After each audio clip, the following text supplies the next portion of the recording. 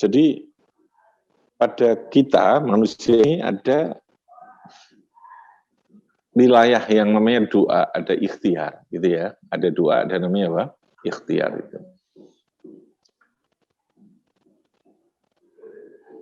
Untuk apa namanya mewujudkan dari sebuah takdir Allah tadi ini.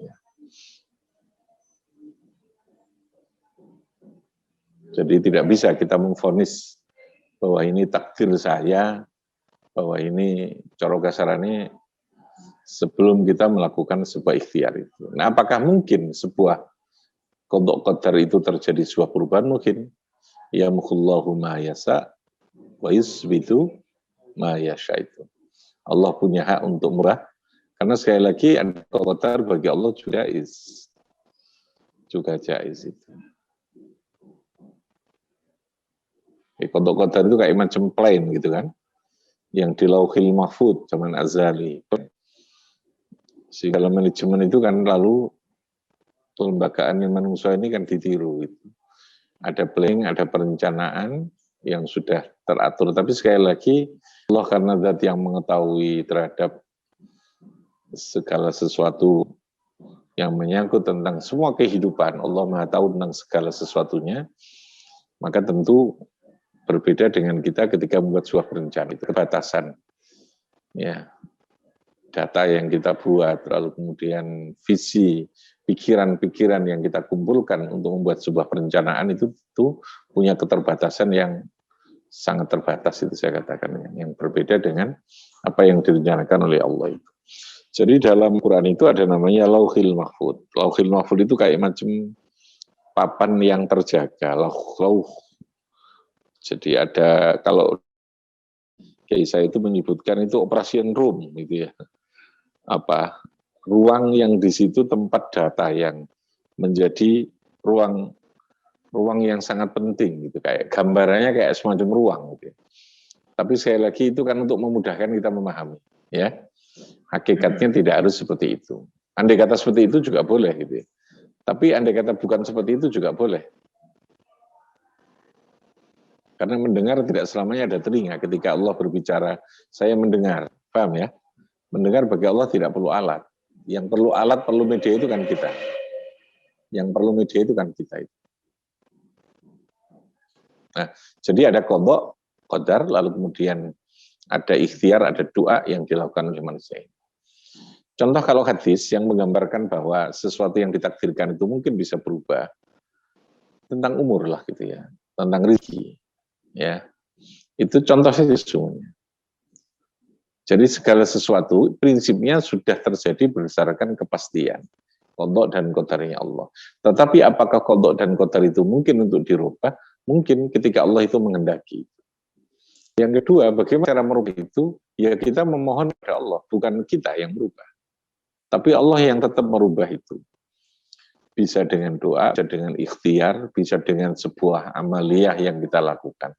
Contoh, bahwa umur ini Allah yang menentukan, karena Al-Quran sudah mengatakan, idza jaa ajaluhum la yastakhiruna. Itu adalah sesuatu yang bersifat pasti, kepastian. Segala sesuatu terjadi dengan qadar, dengan ketentuan Allah itu. Tapi dalam hadis kan disebutkan, barang siapa yang mau dipanjangkan umurnya, mau diperbanyak atau diperluas rezekinya, maka dia harus memperbanyak apa? Silakan memperbanyak apa? Silaturahmi. Man aroda, man utai sapane wong aroda kamu menghendaki sapa man. Menghendaki umurnya diperpanjang. Lalu yang kedua apa? Wa iyun sya'alahu fi rizkihi, dilebarkan di dalam rizkinya. Falyasil rahimah. Falyasil itu bentuk perintah. Perintahnya tapi bukan bersifat wajib, tapi bersifat anjuran. Lalu dikatakan silaturahmi itu hukumnya apa? Sunnah. Guyonannya kan begini, umur panjang. Kenapa silaturahmi? Malaikatnya kan yang katanya nyabut nyawa bingung katanya. Melakurono. Nah ini kan guyonannya tak lontong gitu kan gitu ya. Ya enggak begitu ya. Emang Allah menghendaki begitu. yang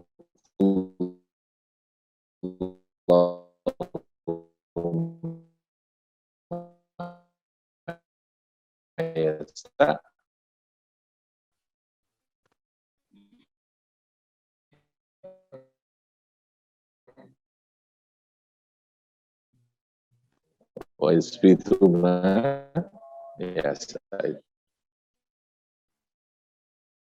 saya coba, tapi bisa enggak bisa. Kalau kita mengatakan tidak bisa kan menghilangkan kekuasaan Allah, itu jais. Tetapi tentu ada pilihan-pilihan cara yang diberikan oleh Allah itu. Nek kamu kepingin apa yang menjadi takdirmu, saya lakukan perubahan, gitu ya. Tapi sekali lagi takdir itu misteri enggak? Misteri kan. Kalau takdir itu ditampakkan ya semuanya sudah akan mengajukan perubahan kabeh gitu.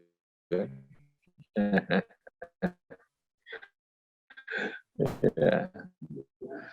Kita hanya mohon kepada Allah beri yang simpel tapi padat gitu ya. Jangan terlalu detail. Itu nanti malah rumit gitu. Yang terbaik ya Allah berikan kepada saya. Ini sudah. Nah itu caranya diantaranya dengan doa tadi, dengan amalan, dengan perbuatan. Kalau itu hadis Nabi mengatakan umur supaya dipanjangkan itu silaturahmi.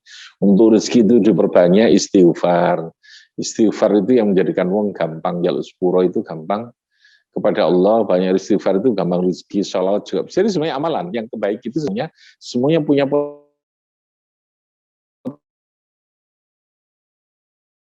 potensi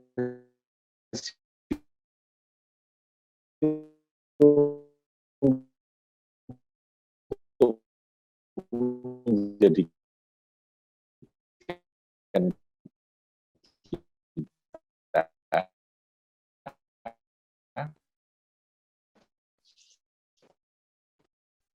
diberikan oleh, harus ada apa? Kalau untuk qadar itu kita ibaratkan sebagai planning, yang saya lagi bagi Allah itu jais, tidak harus ya. Kalau lalu Allah memilih ada plan, ada takdir, ada qadar itu karena menyangkut tentang keteraturan yang dibutuhkan oleh kehidupan. Kitanya yang butuh itu.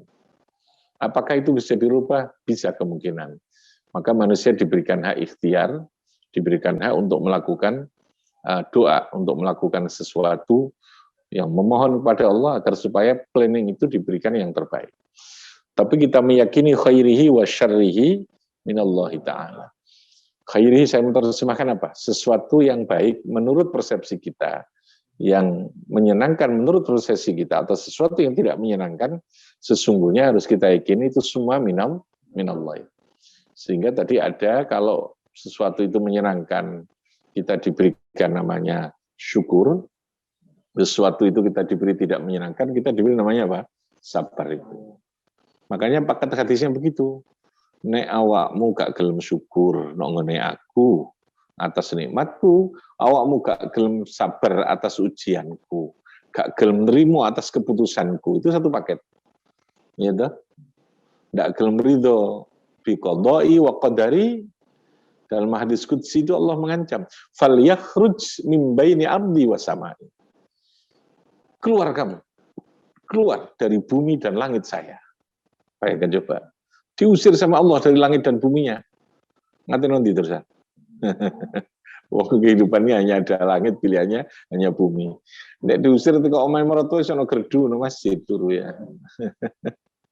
Lagi diusir itu kok langit karo bumi nih Gusti Allah. Angkat no gerdu ndi gerdu ya nongone bumi, ya toh? Kau no ngati nongkrong nanti. Yang kedua Allah itu marah betul. Ancaman yang kedua apa? Wal yatlub robban ghairi. Nek awakmu wis gak gelem dengan keputusan saya, ya golek pangeran selain aku. Jangan tuhankan saya. Untuk apa kamu tuhankan saya? Kamu tidak mau mengikuti saya. Tapi mungkin tidak orang mencari Tuhan selain Allah. Tidak mungkin. Nah itu maksudnya begitu. Artinya meyakini terhadap qada qadar, meyakini terhadap sesuatu yang terjadi dalam kehidupan, ya, baik yang kita harus bersyukur berupa kenikmatan, baik yang kita harus bersabar, itu menjadi sesuatu prinsip dasar. Makanya lalu para ulama memasukkan iman kepada qada qadar itu menjadi rukun dari sebuah keimanan. Nah, cara berimannya kayak tadi dalam konsep Ahlus Sunnah wal Jamaah. Ada qada qadar, ada ikhtiar, ada doa. Tapi semuanya tetap bertumpu kepada kehendak Allah tadi. Oke ya. Nah, saya kira itu yang terpenting. Silakan kalau ada. Nah, Hari. Ini pertanyaan dari saya yang pertama, tadi doa itu adalah sebuah permohonan. Dan menurut ulama permohonan itu ada tiga. Disebutkan etika dalam berdoa ya. Iya ya. Yang kedua. Nah, ya. Koyok siji sih angkat emang. Masa aktifnya. Ada expirednya. Ya. Jadi kan terkadang kita bisa bertemu yang merupakan jodoh. Iya ya. Iya ya. Ada batas ya. Ya. Tiba-tiba sugih kok moro-moro melarat. Berarti di situ expired takdirnya yang kemarin. Nah. Jadi begini, etika itu Allah tidak membutuhkan etika itu, ya. Allah tidak membutuhkan etika itu, tapi etika itu kita sebagai hamba yang memantaskan diri jenenge wong jahluk itu, itu ya logika manusia gitu ya. Gusti Allah itu gak butuh sembarang kok, ibadah kita saja gak butuh ya. Kebaikan kita juga tidak butuh, apapun tidak butuh. Etika itu adalah menjadi bagian dari keharusan kita sebagai hamba itu. Jadi karena apa? Karena doa itu hak Allah untuk memberikan dalam bentuk yang apa. Kalau dikatakan astajib lakum, pasti disembadani Allah itu iya. Tapi bentuk disembadaninya itu kan kita tidak tahu. Ya.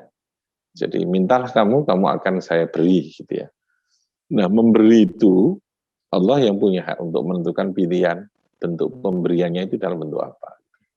Karena sekali lagi ada takdir tadi ini, ada qada yang Allah yang paling tahu itu. Nah, bisa jadi yang namanya doa tadi ini kemungkinannya dikabulkan oleh Allah ketika andai kata, karena kita sekali lagi tidak tahu takdir kita ya. Andai kata lalu kemudian Allah menghendaki merubah takdir yang semestinya judulnya itu A, lalu kemudian dialihkan oleh Allah karena doa kita itu tadi, lalu kemudian menjadi B. Kamu gak istiqoroh gini, kalau kamu kok kematus. Tahu kematus? Kematus itu wong kuru, kayak sendi daging, boleh cerewetnya setengah mati gitu ya, maunya gitu ya. Jadi sing wedok itu ya kematung lanang ya kematus. Sehingga mau memilihkan yang lain. Jadi sekali lagi doa itu adalah sebuah bentuk permohonan kita karena kita melihat namanya takdir itu sebuah misteri. Takdir itu sebuah misteri karena begitu misteri kita lalu mengajukan permohonan itu kan gitu ya. Tapi hidup juga tidak misteri banget karena ada ikhtiar. Paham ya? Ikhtiar. Ikhtiar itu sesungguhnya juga satu paket dari sebuah doa. Doa itu tidak mesti Allahumma, tidak mesti dalam bentuk ucapan. Gestur kita ini sesungguhnya juga mewujudkan doa. Ya. Doa itu tidak mesti terucapkan. Gitu ya. Kita ketika berikhtiar, ikhtiar itu juga merupakan bagian dari doa. Tapi dalam bentuk perbuatan. Jadi tipis sekali lah gitu ya. Orang memahaminya kan doa itu mesti kaulian ya. Berupa ucapan, berupa permohonan, berupa daftar permintaan. Ada proposalnya gitu. Ada proposal ya Allah mengingat dan menimbang ya Allah, maka mohon untuk diputuskan bagi saya. Ini ya. Sedangkan hal-hal yang menyangkut mohon supaya dipercepat secepat-cepatnya ya Allah. Dari kami, Soekarno-Hatta gitu ya. Jadi sekali lagi doa itu karena kita meyakini yang namanya takdir itu misteri. Lalu kemudian mana yang dikabulkan, mana yang tidak. Itu sekali lagi bentuknya adalah Gusti Allah yang menentukan. Tapi sekali lagi ciri daripada doa dikabulkan atau ciri daripada sesuatu ditakdirkan itu adalah tadi itu wa innahu layasirun alaman. Nah, di situ untuk kita supaya dungon itu dikabulkan, Lalu ulama membuat panduan hadis Nabi pun atas dasar hadis-hadis Nabi, atas dasar ayat Al-Quran yang memberikan contoh, memberikan etika bagaimana kita berdoa, kapan kita berdoa, ya. Nabi pun memberikan contoh, hari Jumat itu ada hari yang sa'atun, satu waktu, sa'atun itu satu waktu, tentu terbatas, tidak harus 1 jam, satu waktu, ada waktu tertentu dalam satu hari dari Jumat itu yang Allah itu tidak akan menolak doa itu. Ya. Tapi sekali lagi itu misteri kan, sama dengan Lailatul Qadar itu kayak macam menjadi sebuah misteri gitu. Ya kalau ditunjukkan bahwa Lailatul Qadar itu jam sekian, wah semua akan berhenti semua hari, kabeh akan begini kabeh, ya Allah gitu. Kasihan malaikatnya kan, kasihan malaikatnya overload nanti itu, terjadi overload doa. Oke ya, jadi ada etika itu. Etika diantaranya tadi ini, ya wudhu, kita lalu kemudian bersedekah, beramal kebaikan, memantaskan diri lah. Ya Allah, makanya ada wasilah. Dalam konsep Ahlus Sunnah itu ada wasilah. Anda dalam berdoa itu diberikan hak untuk wasilah. Wasilah itu karena memantaskan tadi ini. Lalu kok njaluk dhisik gitu kan? Nek wis nglakoni sesuatu njaluk pantes, njaluk itu wasilah. Doa itu. Kita untuk sembuh itu bisa wasilah, dan Allah memberikan hak wasilahnya kepada obat. Obat itu wasilah. Wasilah. Yang sudah terilmiahkan gampang. Ada wasilah itu melalui orang tertentu yang oleh Allah itu dianggap yang oleh Allah kita anggap orang tertentu ini punya kedekatan dengan Allah yang sangat tinggi, sehingga kita punya atau punya pilihan untuk meminta rekomendasi dia. Sebenarnya kita dengan Allah itu semuanya dekat, tetapi Allah itu kan juga punya hak. Ketika kita tidak terlalu dekat, Allah juga menjauh kan begitu. Sinyalnya itu semakin jauh. Makanya dalam hadis dikatakan kalau Anda mendekat saya 1 hasta, saya akan datang kepada kamu. Ya, kalau 1 depo, maka saya akan hanya 1 jengkal, 1 ini. Terus begitu. Kalau kamu jauh, otomatis saya juga akan menjauh. Nah, kita punya hak untuk minta wasilah itu. Minta wasilah. Jadi ada wasilah. Makanya Nabi Musa pun diberi tongkat. Tongkat itu sebagai wasilah. Tapi harus meyakini bukan tongkatnya yang menjadikan dia hebat. Tongkat itu banyak, podo-podo diuncalnya ya gak iso, gitu kan.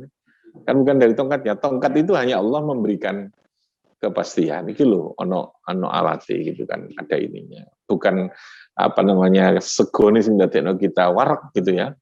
Tapi yang menjadikan warak itu siapa? Gusti Allah. Itu sego itu menjadi pilihan yang ditunjuk oleh Gusti Allah. Contohnya begitu. Ada orang yang sama-sama minum obat, yang satu itu sembuh, yang satu tidak. Paham ya? Bisa terjadi. Tetapi ada hukum yang berlaku kan di situ. Allah menunjuk itu bisa berulang-ulang sehingga ya sembuh. Dini sing tidak itu berarti tidak dikendaki oleh Allah sembuh. Karena ada takdir tadi. Jadi sekali lagi etika itu bagi kita memantaskan diri kepada Allah. Yang kedua, apakah bisa? Ya tadi itu. Kemungkinan sekali lagi takdir itu sebuah misteri. Yang pasti orang kawin berarti dia ditakdirkan untuk kawin. Ketika dicerai berarti dia takdir untuk berpisah. Karena berpisah itu dimungkinkan dalam kehidupan ini. Berpisah itu kan sama dengan kita asalnya kaya lalu menjadi melarat, atau asalnya melarat lalu kita berubah menjadi. Jadi kita kalau melarat jadi kaya itu enak, gitu kan? Iya. Mari sugih terus jadi melarat itu sing enggak kelem, wasyari itu kan. Itu jadi dia takdirnya ya khairi, ya wasyari urusan itu gitu. Tapi kan semuanya pasti ketika kita memahami, karena itu dari Allah, kita yakini bahwa itu mesti yang terbaik. Meskipun terkadang di saat itu adalah sesuatu yang buruk menurut kita. Ya, ada orang tiba-tiba dia lebih suka, dia tidak kaya gitu, karena capek juga jadi orang kaya. Ya. Ada orang yang ditakdirkan dengan istrinya capek dengan istri yang ini gitu kan. Nah, nggak boleh kalau itu ya. Tapi yang semuanya takdir Gusti Allah, kemungkinan terjadi perpisahan karena memang boleh. Nah, jadi takdir itu jangan kita pahami sesuatu itu lalu kemudian terus menerus terjadi seperti itu, tidak. Karena hidup ini sekali lagi kemungkinan Allah akan menentukan yang berbeda dari apa yang kemarin ditentukan oleh Gusti Allah. Oke, ada lagi situ? Yang iya, Manandar. Assalamualaikum warahmatullahi wabarakatuh. Iya.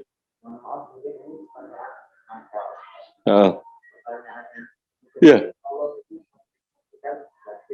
Apa? Iya. Ternyata pada akhirnya mereka ditunjuk dengan sifat Allah Berarti apakah substansinya itu manusia yang ada dua hadis, yang pertama ikhtiar, yang kedua tauhid amri lampau. Ya hakikatnya begitu. Basyiran wa nadhiran itu fungsi Nabi ya. Nabi itu diberikan tugas untuk memberikan berita yang menyenangkan, untuk memberikan berita yang tidak menyenangkan. Ya, menyenangkan itu sesuatu yang diinformasikan bahwa ketaatan, basyiran itu gandengannya kepada ketaatan. Nadhiran itu gandengannya kepada apa? Kemaksiatan atau pelanggaran, ada nadhiran. Karena nadhiran ini, karena yang namanya kemaksiatan itu bukan hanya berdampak bagi yang pasti dampaknya kepada manusia, gitu ya. Bagi Allah tidak ada dampak apapun ya, baik itu sesuatu yang taat atau yang sesuatu yang maksiat. Maksiatan itu pasti akan berdampak buruk kepada manusia, dan Allah itu menghendaki ya pada dasarnya itu dikehendaki untuk menjadi orang yang bisa baik atau bisa bahagia. Tapi manusia juga diberikan akal kan gitu. Akal itulah yang lalu kemudian menentukan pilihan tadi itu, yang lalu ada namanya mas'uliyah, pertanggungjawaban dari sebuah mas'uliyah ikhtiar tadi itu. Jadi memang kewajiban kita pada ujungnya adalah kita harus memasrahkan diri kita kepada Allah. Tauhid itu pasrah. Tapi pasrah itu jangan pada konsep yang tadi saya katakan jabariyah, fatalisme. Kalau Jabariyah itu kan durung-durung wis pasrah dhisik. Sapa jari Gusti Allah itu tafwidnya itu menghilangkan atau menafikan terhadap hak ikhtiar tadi. Seakan-akan manusia ini sudah seperti robot, hanya tinggal melaksanakan apa yang dikehendaki Allah. Manusia ini tidak dijadikan robot oleh Allah. Kalau malaikat memang setengah robot gitu ya, setengah robot. Kalau manusia ini diberi akal, oke, kamu tak gawe, ono akal, ano ilmu, ada aturan agama, syariat agama, ada Al-Quran, ada hadis, kan gitu toh. Ini pedoman kamu untuk memilih dengan akal kamu. Yes. Paham ya? Nah, kehendak Allah itu bisa jadi akan mengikuti kehendak kita. Paham ya? Kehendak Allah. Tapi ujungnya tetap kehendak Allah. Saya ulangi ya. Kehendak Allah itu bisa jadi akan mengikuti. Ya, makanya Allah bilang kan ana inda dzanni abdi itu. Jadi dzan saja itu Allah mengikuti kok. Aku sama lah apa sih kok persepsikan kamu. Jadi kalau lebih dari sebuah persepsi, ikhtiar itu juga bisa jadi Allah memang punya hak. Dan itu hak bagi Allah. Bukan berarti Allah itu lemah, enggak. Allah itu ingin agar manusia itu betul-betul melakukan sesuatu secara gentleman, secara fair lah gitu ya. Secara fair. Karena diberi akal tadi ini. Diberi akal. Ya tapi kan semuanya kehendak Allah. Iya, kehendak Allah pada akhirnya semuanya itu memutuskan itu Allah. Tetapi kita diberi hak. Keputusan itu bisa jadi akan mengikuti apa yang kita lakukan. Coba kalau kita lalu makan, apakah nanti keputusannya kita kenyang apa tidak? Kenyang kan kalau makan itu. Tapi kalau kita memasrahkan pada Allah, nggak ada ikhtiar, lesu, sama jerga Allah, nek kenyang, aku ya kenyang. Ya akan bisa kenyang-kenyang kan gitu ya. Jadi bisa jadi ya pada dasarnya, bisa jadi itu saya katakan pada dasarnya keputusan Allah itu pada hal-hal yang bersifat ikhtiariyah itu mengikuti terhadap apa yang kita ikhtiarkan. Tetapi itu tidak bersifat pasti. Karena sekali lagi Allah juga punya hak dari sebuah ikhtiar itu untuk menentukan pilihan lain yang Allah kehendaki. Yang kita tidak tahu hikmahnya itu apa itu. Makanya dengan berpikir seperti ini kita menjadi lebih enak gitu. Ada saatnya di mana kita harus berlakukan sesuatu secara maksimal dengan ikhtiar. Ikhtiar itu prinsip dasarnya menggunakan apa? Akal pikiran, menggunakan kemampuan kita, kudrat yang diberikan oleh Allah, fasilitas yang diberikan oleh Allah. Ini namanya ikhtiar tadi ya. Tetapi kita juga harus meyakini di balik ikhtiar itu ada keputusan Allah, ada qadha qadarnya yang tahu itu hanya Gusti Allah. Apakah memang ikhtiar kita ini akan tembus sesuai dengan yang kita inginkan, lalu kita mengatakan itu takdir kita, atau memang ada pilihan lain yang memang kita tidak tahu takdir kita apa, atau memang Allah memilihkan sesuatu yang lain. Ya sudah, sampai pada tingkat itu, ya. Jadi tahu positioning lah, kapan berbicara atau kita menekankan pada ikhtiar, kapan kita harus memasrahkan diri itu kepada Allah Subhanahu wa taala, itu pasrah kepada Allah, taufiqillah. Oke, saya kira begitu. Muga-muga manfaat kabeh dan semuanya ditakdirkan yang terbaik. Ya innahu la yasirun ala man yassarahu Allah yassir lana umurana idhi hajatina bi hajatina min khairid dunya wal akhirah. Ikhtim lana bil iman, ikhtim lana bil islam, ikhtim lana bi husnil khatimah, ihdinas siratal mustaqim. Iyyaka na'budu wa iyyaka nasta'in, ihdinas siratal mustaqim, siratal ladzina an'amta 'alaihim ghairil maghdubi 'alaihim waladdallin. Amin. Wassallallahu alaihi wasallam alhamdulillahi rabbil alamin. Bifanfa'na bi barakatihim wa hadina khusna bi hurmatihim wa amitana fi tariqatihim wa mu'afatihim. Assalamualaikum warahmatullahi wabarakatuh.